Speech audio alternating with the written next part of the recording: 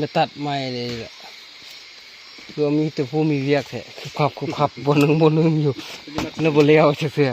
มันสิมาใส่บอกเขาจีปดบดมากินข้าวเนี่ยยามฝนตกเนี่ยคันฝนตกก็เห็นตัวน้ำตัวน้อยปะหูนึงโต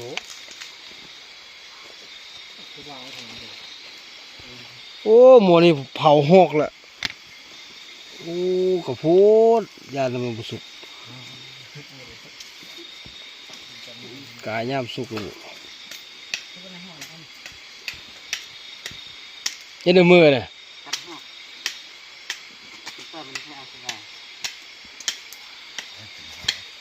อ้าวโอ้ก็เห็นดีแท้เปิดคลิปไปได้นี่มาปลาเองเปิดคลิปซะมีอารมณ์ทายเลยมันจำเที่ยวนั่นมาสิกระเด็นมันจำมาครับคักอยู่เนาะพอบัดมาเนี่ยบริเอ็ดยากนี่สินี่เลยตัวอีกบนนึงก็ได้นะล้างนี่สินี่ดำนะ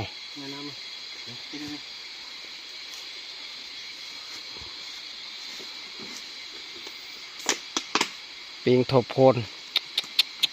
ซับจะดีเนาะบ่มีจีกอีกเนาะอย่าไปทิ่มไส้มันเลย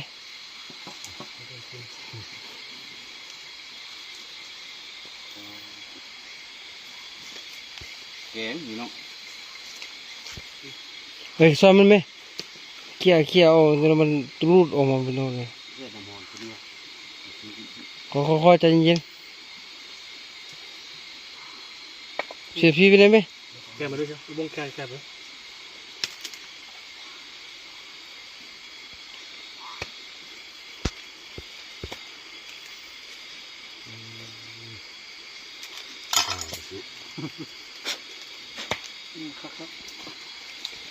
จัง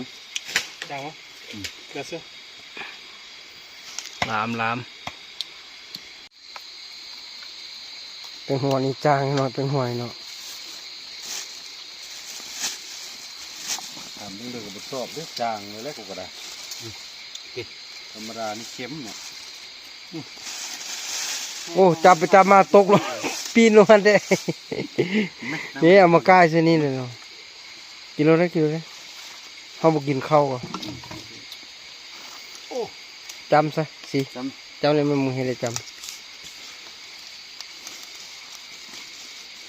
เอาสินั่งมันเอาไปเขาบนนั่ง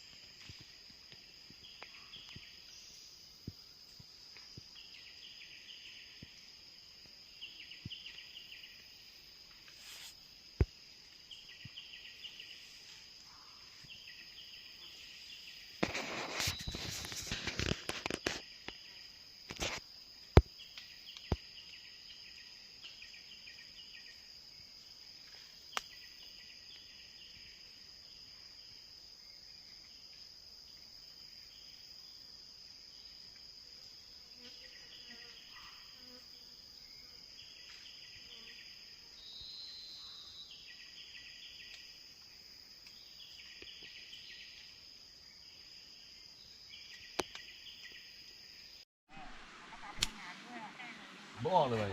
ปืน บอกเลย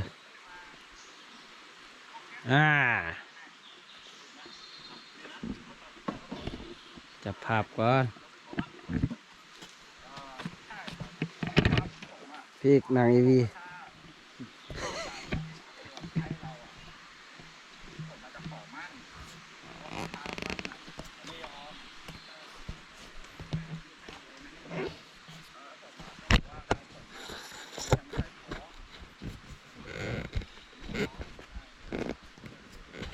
ทุกขาดอันนี้เลย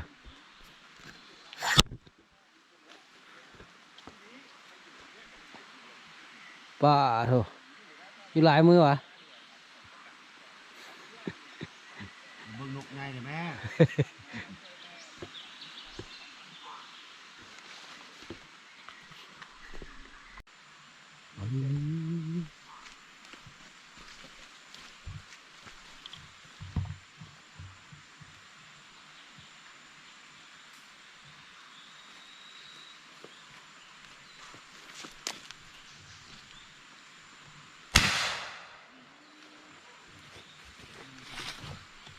มันซะ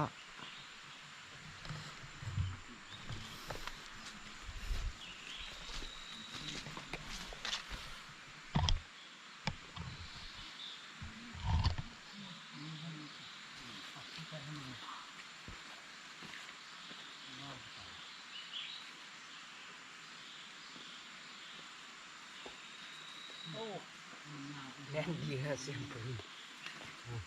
ว่าเสียงแน่นดีครับปืนเปล่าเอาปืนเปล่า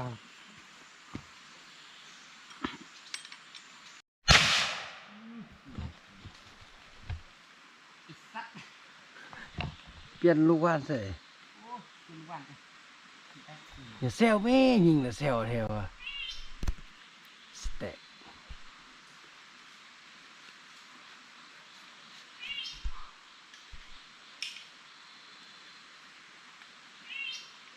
ห้องก็เดียวอะคักเนาะยิงนกอินเนาะ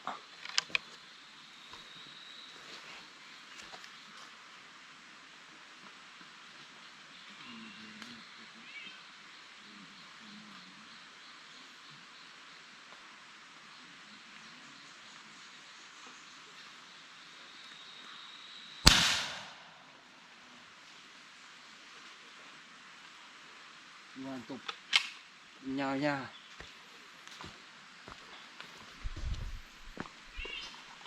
โอ้ยยิงนกกินมากอันนั้นอะตัวโคบโอ้ไก่บ่ยิงเนื้อละวันนี้คันไก่บ่ดื้อเอาบนล่มบ่ยิงเสร็จแล้วนี่บนล่มขยามันอะไรไหมเอ้ยเทิงหัวนะตัวเราไปยู่เครือเขาเน่งเครือเขานวลอยู่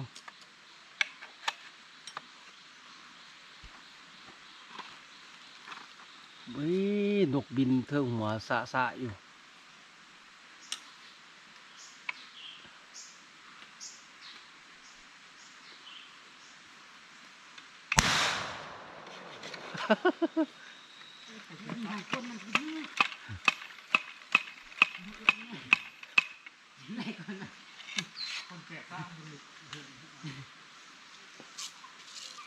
อย่าแซวมาอีกแล้วโอ้เป็นพึ่งเลยบัดนี้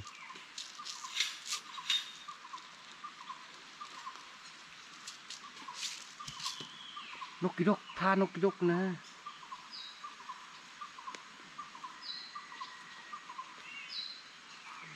เบิ่งเด้อหาปืนเฮายิงมานี่เมื่อกี้แม่ปืนเฮาซื้อไอ้ไฟละเทิงหัวนะตัวบ่ต้องไปจ้องมันคือเขา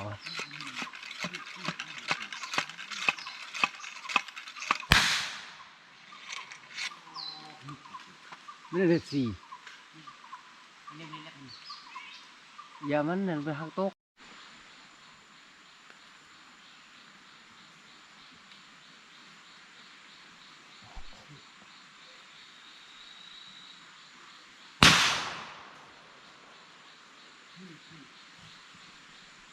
เจ็บตัวของกูมาพร้อมเด้อ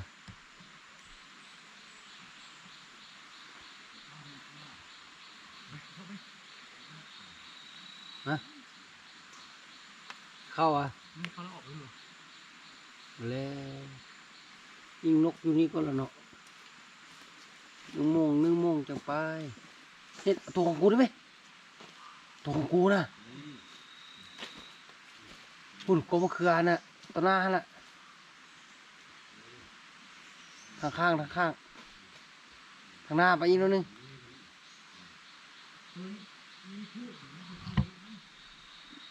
ยิงถือได้หนึ่งยิงถือกลมันน่ะ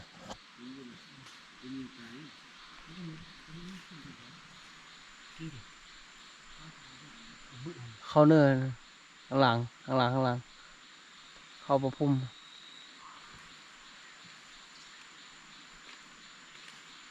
เอ้ยวางกกเขียวๆหั่นนะเออ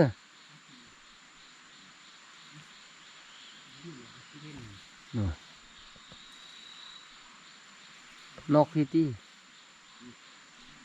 เบะนั่นโอ้พอได้ปิ้งเนาะเอ้านกสวมยาวๆเพื่อยิงถึง กูนี่มันก็นี่ตะบึ้มกิน เบ็กกันวะ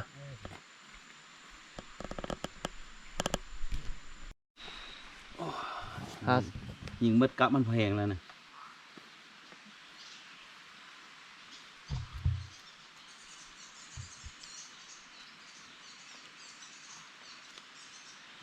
บรรยากาศมันก็โคตรคักแล้วเลยวนี้เนาะมันโดนได้มากเลยเมื่อยก็ยามันนะ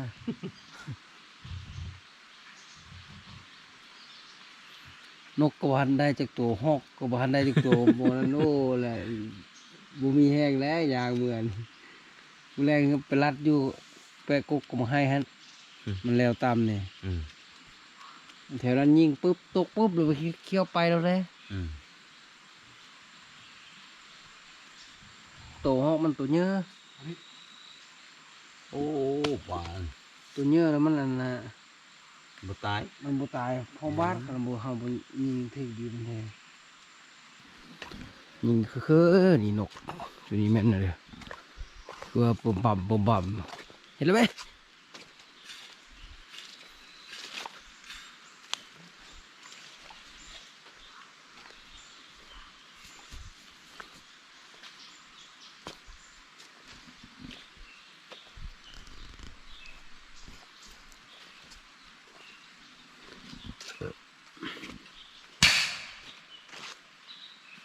โยมาตกเลยที่เก็บนี่โอ้เขาคักขนาดแขนปีนอนท้ายยิ่งเลยโอ้ตัวนี้แหละยิงกันไหมดูเขามายิงซะนะ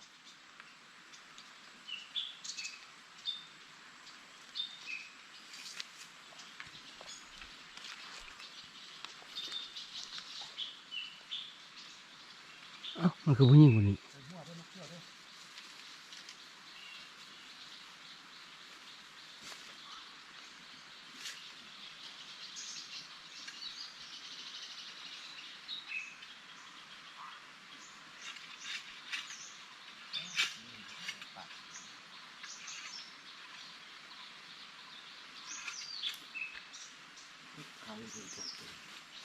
ค้างเหรอก็เขาอ่ะนะตัวเล็กทวงอยู่ตัวเล็กบุญยิงหวานแล้วนะวันนี้นะไม่ได้ไปนั่งอยู่หั่นเห็นดีว่าบนนกอ้อยหอบเลย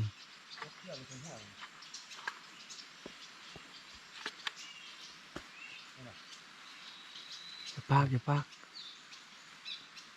เฮ้ยเอาไหมเอ้ยอย่า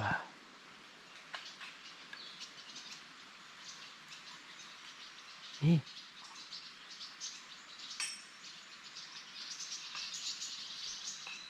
ไปละปลานกเป่าแล้วเอ้ยไป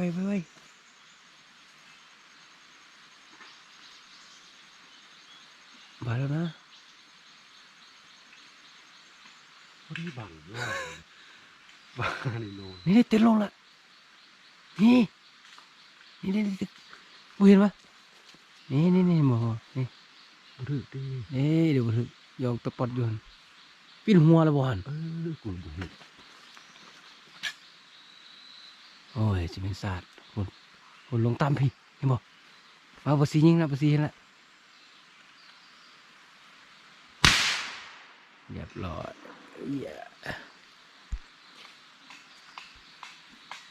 เฮ้ยตกเซย มีตกใส่เดี๋ยวว่างงเลยทุบเอาอยู่สิ เฮ้ยนี่เมื่อกี้นี่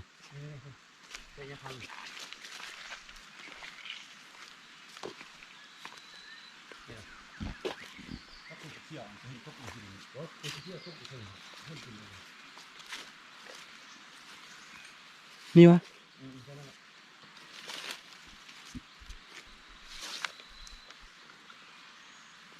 นกอะไรเหรอนี่นกอ้อยวะไปตาลกทิ่มหมดแถยานี่ เล็บมือนะ มีคนละมีคน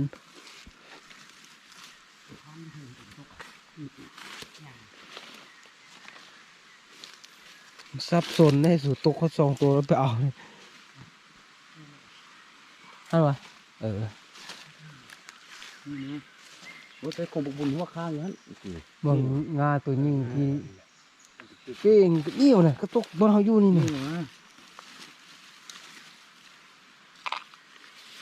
ก็ ตกแล้วไปเอาตกแล้วไปเอาอีกแล้ว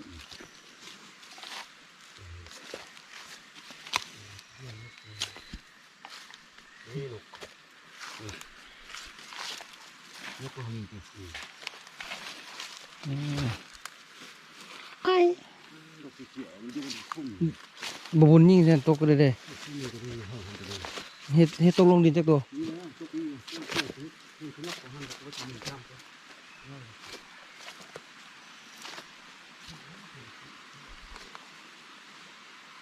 ก็เลยสิ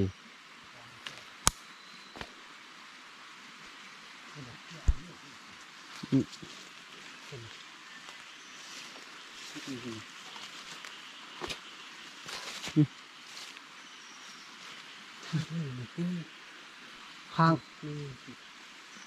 งวะ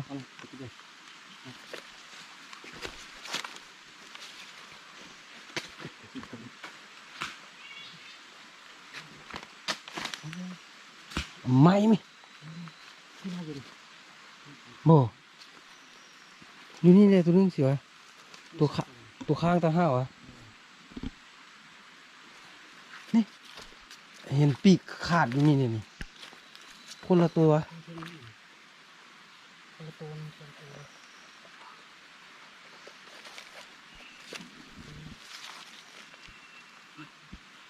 นั่นแหละ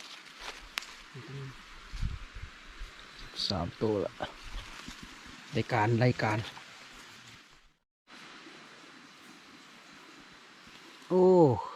ไอปิงโย่หนกหน่อยหนกอ้อยเมิดโอ้ยเอาเลยไปกินมากคือมากสะเล่านี่มากต้องขบมี10 ปลายตัวกับสาวติ่มข้าวเสานี้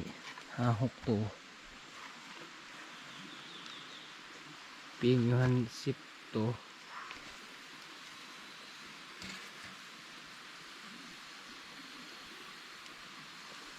พี่จีสุกอะไร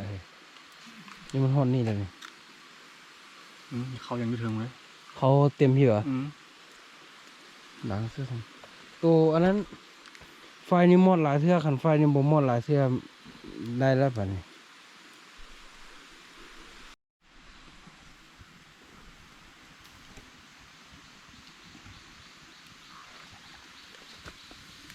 โอ้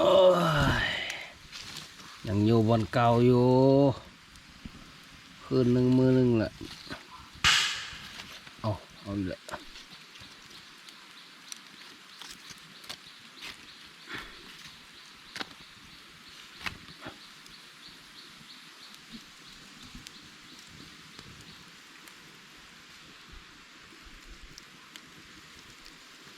บ่ได้ปิ้งอยู่เนาะก็หกเหลือ2ตัวทาดเต็งกินหมดละ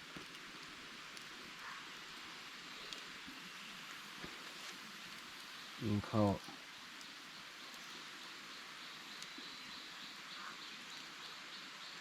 เขาไปกินแมลง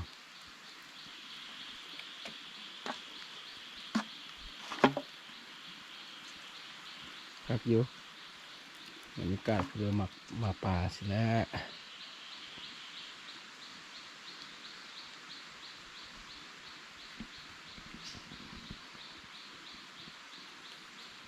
นกกระดิ่งยิงอยู่เคยๆครับโอ้เบ็ดเบิดไว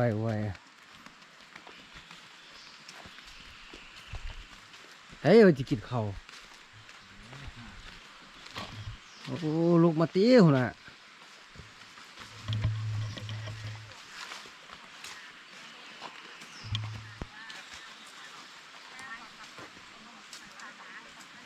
นี่เนี่ยมาไก่ไก่ไปเนี่ยโอ้น้ำคือพิลึกแค่ น้ำร้าย น้ำลายเขาสดเขาได้แบบนี้เขาเมื่อกี้ตักไว้เมื่อคืนนี่ก็ถ้วยนึงคุณก็มันบอกเข้มข้นนะเสือน้ำลาย น้ำสลิมนิดนึงเลยครับ โมต้มเอาหล่นมามันยังโอ้หลามนกเนาะฮอกได้วันนี้ ออกนึงเล่นตัวนึง เอาลูกติ เอ๊ะบุกินแล้วไปเสือกไปไปลูกเสือกไปเลย คักแต่บนนอนนี่แหละบุคักนี่ฮอกก็บ่ได้กู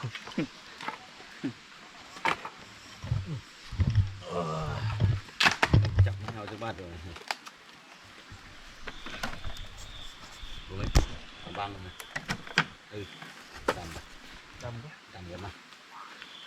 ในรายการไอ้มึงเบิ่งนี่รายการมือแล้ววะหรือว่าโหลดไว้ปะ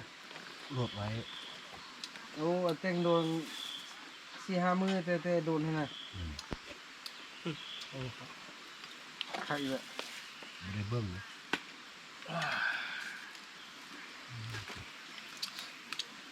เจ้าผง คักเลยจางเกลือถ่ายลาย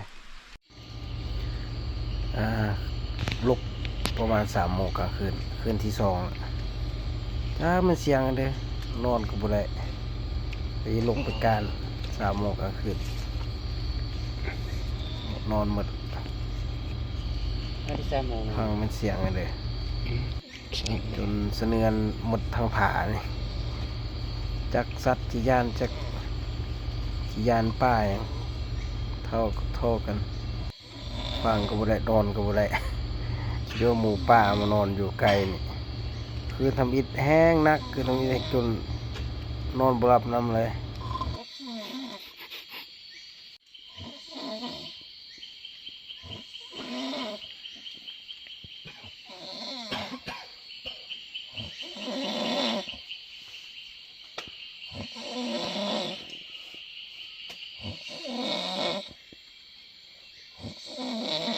มันชิโน่นนะตัวพ่อกูนอนพลับเลยคือบิด บุญมันมันโกรธกูว่าเล่นเมื่อยอะไรเมื่อยจะปั่น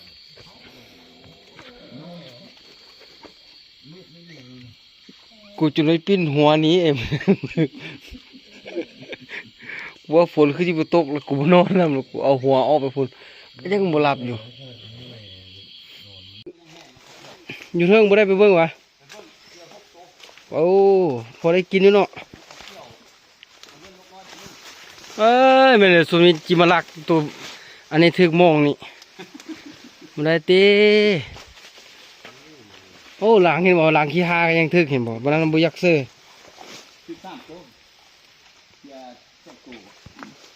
เอาปดปันเดียวซะ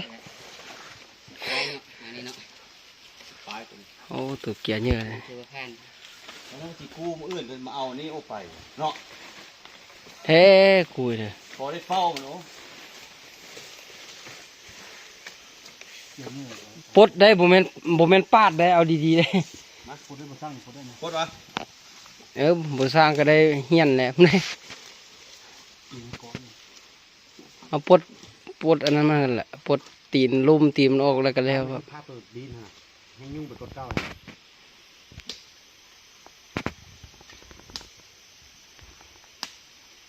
ผ่านนั่นผ่านซื้อหมองเนาะผ่านซื้อหมองแม่ปวดพร้อมห้องเพลงพ่อ เบิ่งในผ่านใหญ่เพิ่นจอบยิงนกยิงบาดหนึงแล้วบ่ถึกเป็นกลซะว่าซั่นยิงอีกบ่ได้ยิงซะบางซะไปส่งกระบอกในผ่านใหญ่เพิ่นในผ่านเลาะป่ามักแห้ง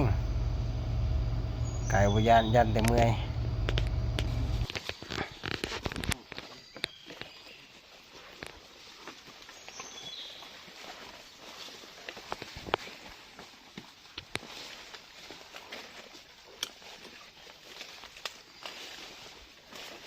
โอ้ยกลับละกลับมือเปล่าแล้วสุดนี่บ่หมานป้ายามฝนนี่ปิดคลิปแล้วจ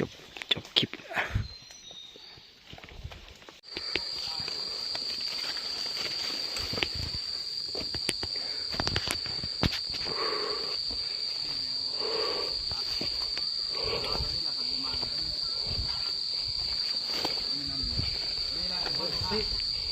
โอ้ยาเต็มเลยมาก่อนลิงแลนหุ่มหำเนี่ยตะบินเลยบิดตาย เห็นได้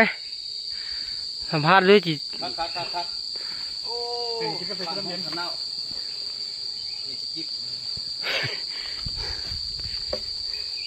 อย่าสูบกระหมดนี่ตายละ โอ้ยสุกเว้ยถ้าตัวนี้จะกินมาให้บุญกินเลยมื้อนั่งเมื่อกี้ไหม เอาอ่ะหมดแล้วแหละเขาเอากินจบบริบูรณ์อีลากอีเรือ มันสุดใดสุดใดเดิน จับไม่นี่เบิ่งจับขึ้นจะมาจะได้หูก่อน จับยกขึ้นเลย บ่มันคล้ายๆคือเดียวจับไม่ได้เดี่ยวเลยนะนี่ใส่ละ โอ้ จับ เป็นได้ โอ้มัน ตุลิงหาก็ได้เมื่อวานนี่ถ้าตุลิงกิน ลองเลี้ยงเลย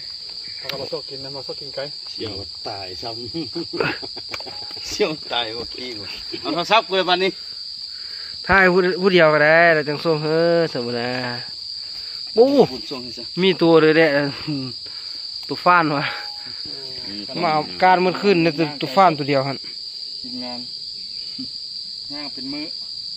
นั่นน่ะตัวเขาอีกงานมือ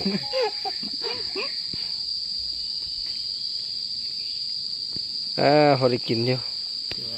โอ้2 คืน6-8 ตัวเขามีก็มากเนาะเขามีก็มากกันเนาะได้แรงแล้วได้ผู้ละตัว2 ตัวกับใครก็ มึงถ่ายภาพเลยนะ ต้องเจอรีขึ้นเนี่ยปีขึ้นนี่เลย